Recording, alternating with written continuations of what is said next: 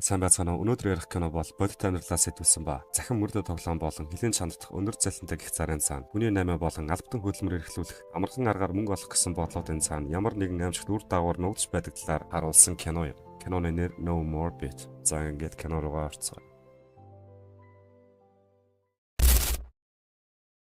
Хүн өөрийгөө маш ухаантай, хязгаарч арга мэхэнд автахгүй гэж боддог л байх.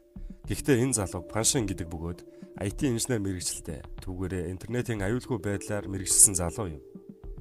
Тэрээр нэгэн том сангийн интернет сүлжээнд нэвтэрж ороод 80 гаруй мянган хүний данс руу нэг боторхой мөнгө тараасан байдаг. Тэр үедээ дөнгөж 20 настай байсан.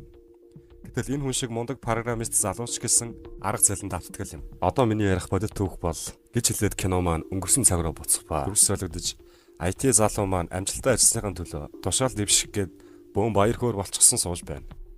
Удалгүй даргын хүү болох нэгэн залуу өөрөөс нь ур чадвараар маш доогуур нэгэн өөрийнх нь оронд тушаал дэвссэн байв. Үүнийг хараад өөрт нь чудраг бус санагдсан болохоор ч тэр өмнө өөрт нь энэ хогийн ажлаас илүү сайхан ажлын санал Сингапураас ирж байсан бөгөөд